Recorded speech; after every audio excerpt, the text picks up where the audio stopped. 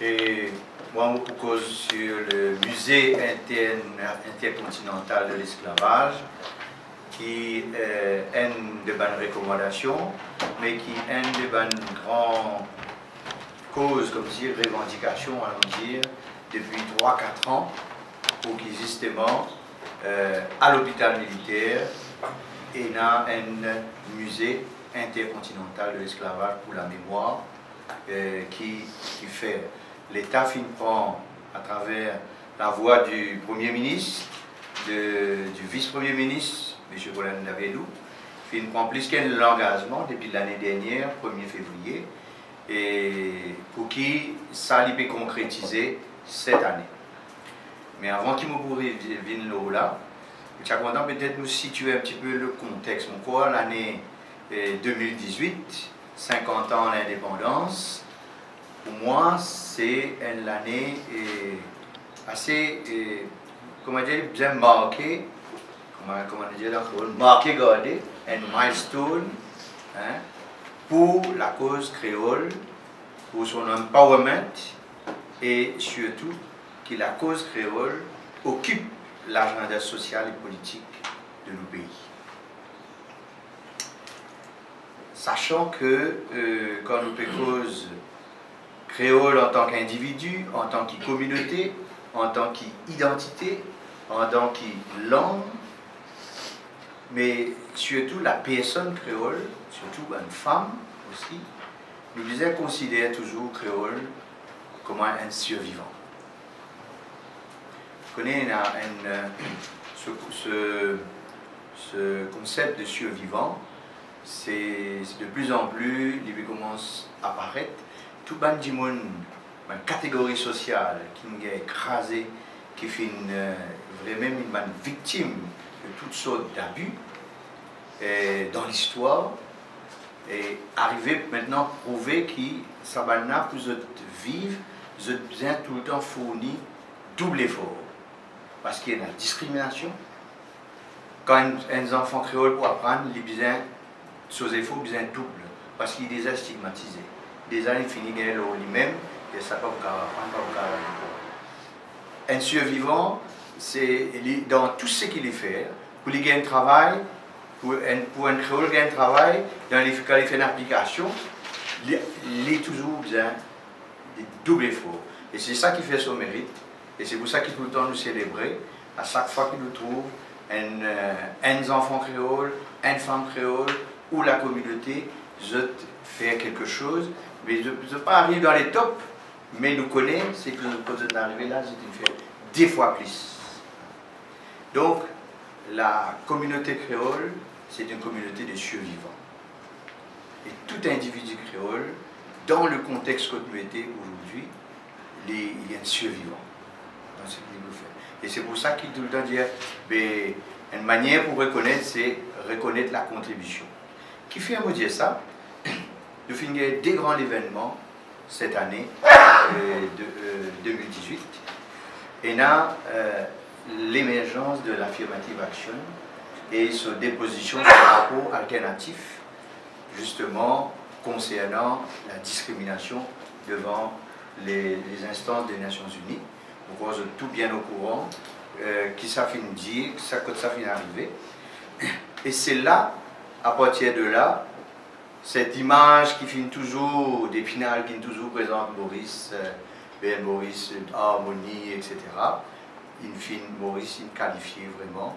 Or, ce système, surtout ce state party, on me réfère aux autres à ce que Dr. Jimmy Hormone écrit dans ce petit livre-là. Hein. C'est une réfère comme si remettre en question totalement sa discours qui dit comme quoi un pays en conscience, harmonie, chacun à son place. Et on a fini de dire maintenant, disant mettre la question créole au cœur même, parce que les créoles sont les victimes établies de la discrimination. Ça, c'est un premier événement, affirmative action. Et puis, deuxième chose, ce qui peut venir en cours là, c'est la réforme électorale, la question de représentation. Il y a une question chaude pas pour trop élaborer là, mais la question de la, finalement, la question de best loser, recensement ethnique, impose et il remet en cause tout ça va un discours qui tient à dire comme ça, mais non, ne pas à l'ouvrir boîte de Pandore, ne pas pouvoir diviser le pays, brosser le pays en différentes ethniques. Ça, c'est une espèce de discours de convenance, mais qui finalement, nous trouvons, à travers le rapport de UN, c'est un discours que, encore plus, il y a une suprématie qui est installée et qui discrimine. Donc, si bien retourne dans un recensement ethnique, pour bien retourner. Donc, parce que le discours dedans, tout le monde dit, bien, il y a plus de femmes représentées au Parlement. C'est un principe, ça. Alors, donc, nous devons établir un principe de quota, de représentation. Nous devons faire en sorte. Donc, si nous établissons un principe de représentant, que nous avons mettre quota, nous faire en sorte qu'il y ait une femme plus représentée dans toutes les instances. Mais ce même principe doit appliquer aussi pour une minorité.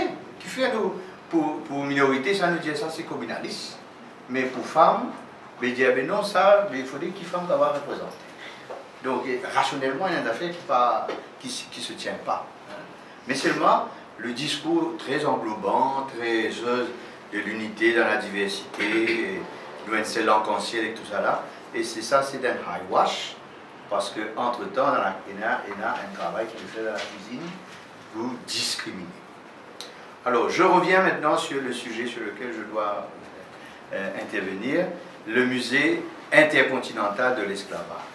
Donc, depuis 3 ans, nous pouvons lutter, et il y a plusieurs qualités là-dedans, hein, mais c'est surtout au niveau, ce qui nous faisait reconnaître, c'est surtout au niveau de CRSI. À savoir, tu peux dire, c'est le CRSI, c'est le Center for Research on Slavery and Indentured Labour, dont le Dr. Djatilok est responsable. Donc c'est l'équipe de chercheurs à l'Université de Maurice, donc moi-même là-dedans, et Albert Romain, qui au fait pas des historiens, les multidisciplinaires. Donc il y a un gros travail qui CRSI finit faire, et 5 fois finit créer un lettre, fin soumettre un projet, resoumettre, aller venir nous monter l'escalier dans Prime Minister's Office, et voilà la suite. Et on donc, le concept est là, les compétences sont là, et le projet est en place.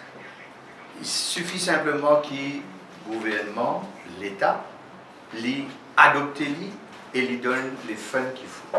Et c'est ce qui, l'année dernière, le 1er février, c'était ça dans l'occasion de la commémoration, c'était ça le principal effort, et qui solennellement, le Premier ministre, mais c'est surtout le vice-premier ministre, M. Bolende Abedou, il prend un engagement solennel pour dire, cette année-là, ça peut concrétiser.